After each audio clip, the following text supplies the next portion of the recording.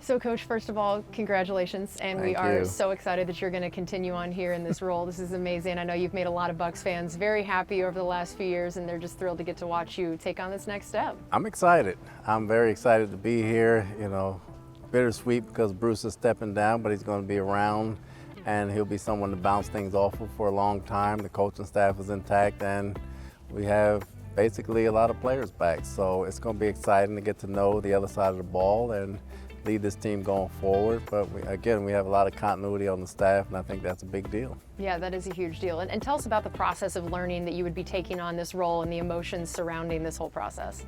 Bruce first called me on Monday. I was landing in Charlotte, North Carolina, and I got a text from him. So I called him back. He said, "You in town?" I said, "No."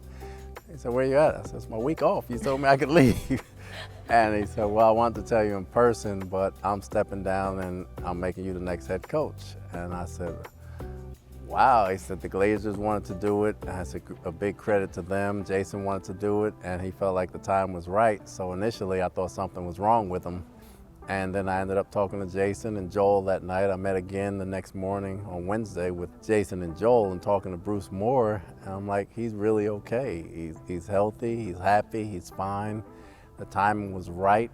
It was strange, but it happened this late after the owners' meeting. You know, the more you start to embrace it over the couple days, you appreciate everything he's done, but you look forward to the exciting opportunity going forward. And so what has your message been to him as you've talked to him about this, and maybe even just thinking about what he's meant to your career and where you're at now, and as a person and as a coach? What are the things that you have said to him and want people to know about how you view him? Well, as a coach, I don't think he gets enough credit for his football acumen. I think he does a great job of understanding how people are trying to attack him, how to coach the coaches to teach the players to become better and teach the coaches to become better coaches. I think he does a great job at that, and his personality goes over well with every coach on the staff individually. I'm sure everyone on the staff can sit here and tell stories of what he did to help them on and off the field, and I think that goes very underappreciated. When you talk about Coach Arians, you think words just fly out of his mouth. He's very honest in that aspect, but at the same time, he's probably helped more coaches in this league than a lot of coaches have done in this league, and that's a great respect to him. And I know his philosophy with how he relates to the players is the coach them hard and hug them later. Where do you fall on that? Of what would you say your philosophy is going to be about the way that you actually interact with the players? Well, you always coach them hard, but they have to know it's not personal. My interaction will be daily with every player. The sarcastic part they will hear, and they'll say some things back, but I'll wait till it's about day 5 or 6 in camp when they got to get up early and tired, and I'll get them back, and you'll keep it fresh and you'll keep the momentum going, but you'll coach football.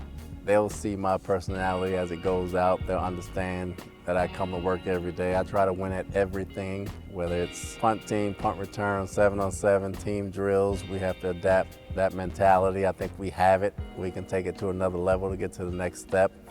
And I'm just excited to get going so they can see me.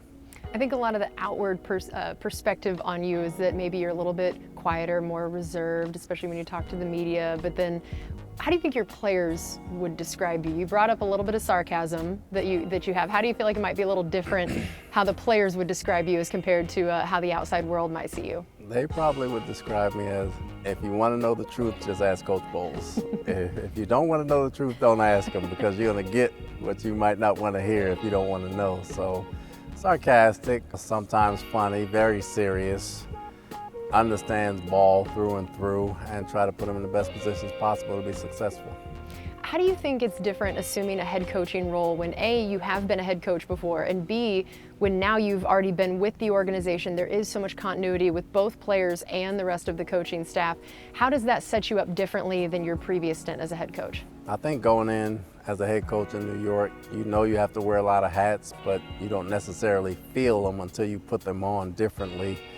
And you got to try to keep the situations separate as individual situations, as opposed to try to lump everything together, because that can put a lot of unwanted weight on your shoulders when you feel like you're carrying everything. I think this time around, having been here for 2 years and understanding what we have on the team and who we have on the staff, and a lot of other leaders as coaches as well, the continuity is already there. You don't have to build the continuity. We have to get better because we fell short, but you don't have to build the continuity. So the continuity is a big part of coming in the second time around, and I think I'll handle that fine. And what do you think your roles, responsibilities, priorities are going to look like now as a head coach as compared to a coordinator, in the way you're going to try to sort out what you want your role to look like moving forward?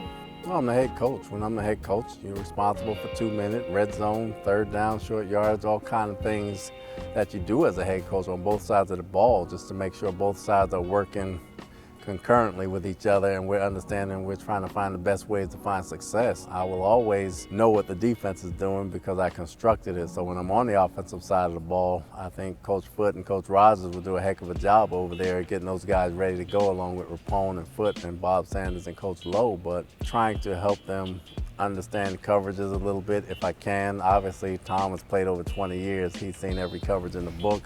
Byron has an outstanding grasp of all that, and Goody knows the run game, but just the continuity part of making us work together, becoming as one as a team again, which I think you have to do every year, that'll be my responsibility.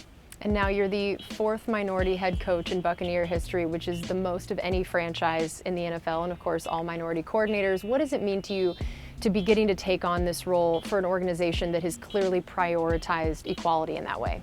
Well, that says a lot about the Glazer family and the way they approach things and how they try to make the team better and try to make the world better at the same time. That speaks a lot to them. They kind of stay out of the way and avoid the limelight, but what they do from an action standpoint really sheds light on who they are, and I think they're outstanding ownership, and I'm just grateful for the opportunity.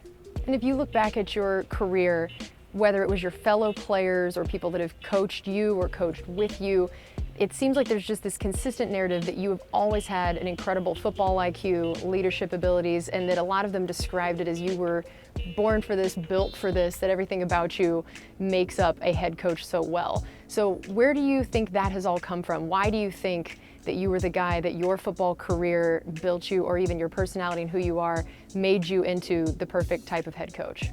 I don't know if I'm the perfect type of head coach, but you try to always work on your craft, never satisfied. You're never complacent in this league because the game's gonna change every 2.5, 3 years, and you have to be dumb enough to know and smart enough to change what you're already doing ahead of time, or you get caught up and you get passed by. It's constant work on a daily basis, and you try to learn. The biggest thing you can do is learn. No matter if it's a high school level, college level, or NFL, you always try to learn and then apply. Take what you can apply that applies to you, as opposed to take everything and say, that looks good, let's do that whole thing. So I think with the coaches we have, we've maneuvered through that pretty well. Now finally, most important question. I heard that when you were a rookie player, you won a talent show by singing Under the Boardwalk. Tell me, are we to expect maybe a coach's talent show? I feel like you got to show off this newfound ability here. That you said that Bruce was maybe one of the coolest coaches, but it sounds like you could give him a run for your money as long as you bust out some of the music skills. Case, I got vocals. Look at this. You got to pay money to hear that. Oh, it's not for free. We got to pay. I think that we could start a crowdfunding. If it's a coach's talent show, I don't think I'll be participating. You'll be the judge, because you just wouldn't want them to feel bad, because you'd obviously win, right? I'm a retired shower singer at this point in my life. That was the peak. You went out on top with the Under the Boardwalk. That's exactly right. That's it. That is exactly right. Thanks, Coach. That was great. Thank you, Kay.